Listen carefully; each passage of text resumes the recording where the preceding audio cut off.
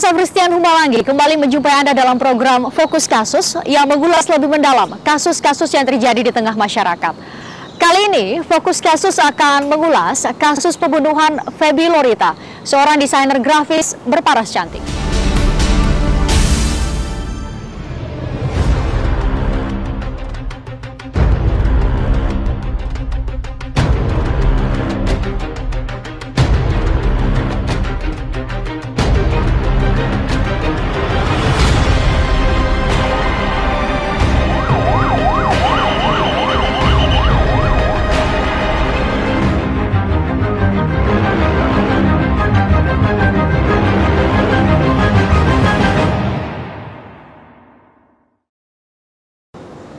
Pemirsa, seorang wanita cantik ditemukan tewas di dalam bagasi sebuah mobil. Sungguh tragis nasib wanita ini. Kematiannya meninggalkan tanya bagi banyak orang. Mengapa ia dibunuh dan mengapa mayatnya diletakkan di dalam bagasi mobilnya?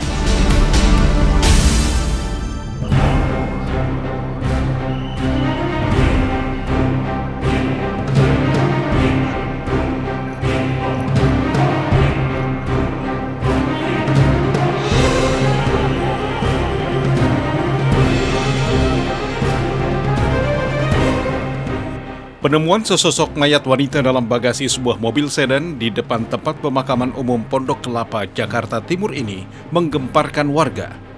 Hasil analisa sementara, petugas yang mengidentifikasi penemuan mayat ini menduga mayat ini adalah korban pembunuhan. Polisi menemukan luka senjata tajam di leher wanita berusia 30-an tahun ini. Selain itu, saat ditemukan, korban yang mengenakan baju tank top, tangannya dalam keadaan terikat kabel. Petugas juga menemukan sejumlah luka memar di tubuh korban yang berkulit putih itu.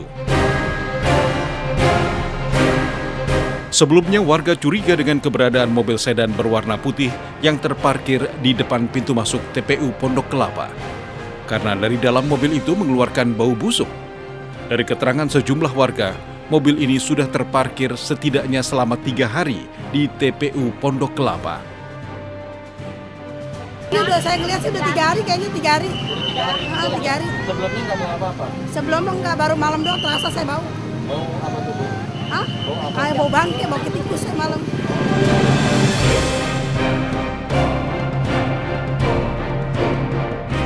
Mulanya, polisi kesulitan untuk mengidentifikasi korban karena wajah korban yang sudah rusak akibat proses pembusukan.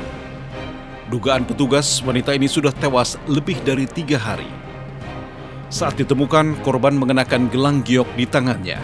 Selain itu, ditemukan tato salib di punggung korban. Petugas juga berusaha mendapatkan petunjuk dengan temuan ini. Korban menggunakan tank top warna merah jambu, menggunakan gelang warna hijau. Lanjut, pada bagian kaki ditemukan ikatan seperti tali kursi tali kursi dan kabel listrik. Di tangan gitu. Tangan kaki di kakinya. Ikat, Bang. Ya.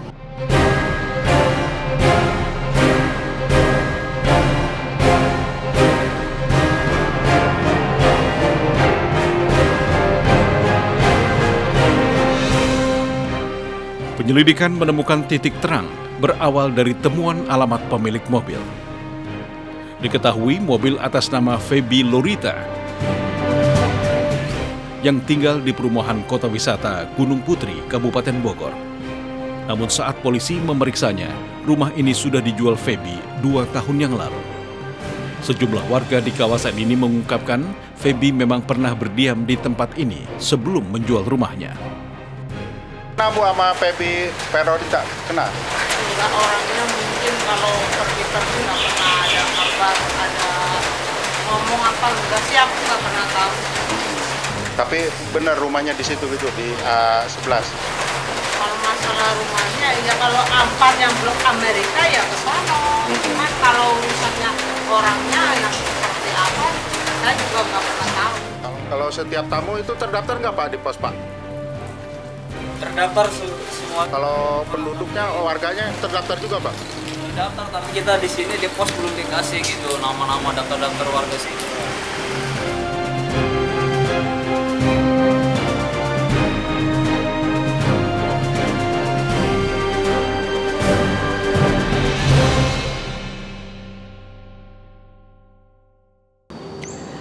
Pemirsa, dalam kasus pembunuhan, barang-barang pribadi bisa menjadi petunjuk untuk mengenali korban. Sekecil apapun, barang-barang pribadi ini dapat membantu untuk mengungkap identitasnya.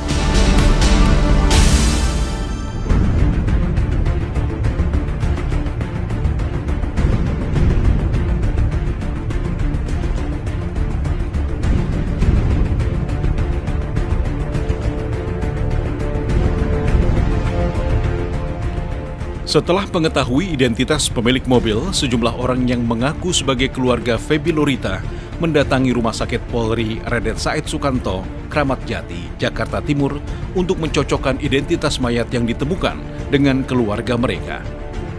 Dari keterangan yang diberikan petugas, mereka mengaku ada sejumlah ciri-ciri yang identik dengan Feby Lurita, antara lain bekas operasi sesar dan gelang giok yang ada dikenakan mayat itu. Dan untuk memastikan mayat itu sebagai Feby Lurita, polisi juga memeriksa gigi, sidik jari, dan DNA yang didapat dari air liur. Pemeriksaan secara fisik, keterangannya mantan suami maupun kakak kandung korban itu adalah adiknya dari tato yang di punggung dan ada operasi sesar, bekas operasi sesar. Tetapi dokter bilang itu baru hanya 50%. Untuk K1-nya harus ada 3 pemeriksaan gigi, sidik jari atau DNA. Nah, kita lagi usahakan nanti, karena DNA itu harus dihadirkan anaknya. Anaknya masih di Bengkulu, nanti dibawa ke Jakarta.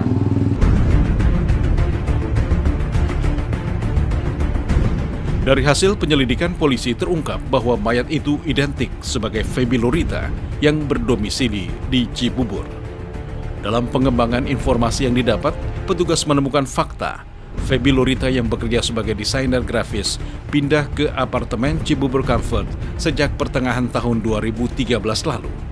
Feby menempati sebuah unit di lantai 2 apartemen itu. Diinformasikan oleh pemilik rumah yang baru mengatakan bahwa orang telah berpindah alamat ke Cibubur.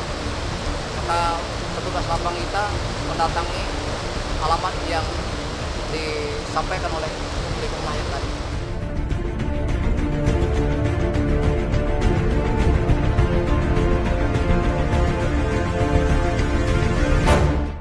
Pemirsa, usai pesan-pesan berikut ini, Fokus Kasus akan kembali dengan informasi mengenai motif pembunuhan Feby Lurita. Tetaplah bersama kami. Itu lu bunuh lantaran lu ditolak apa gimana?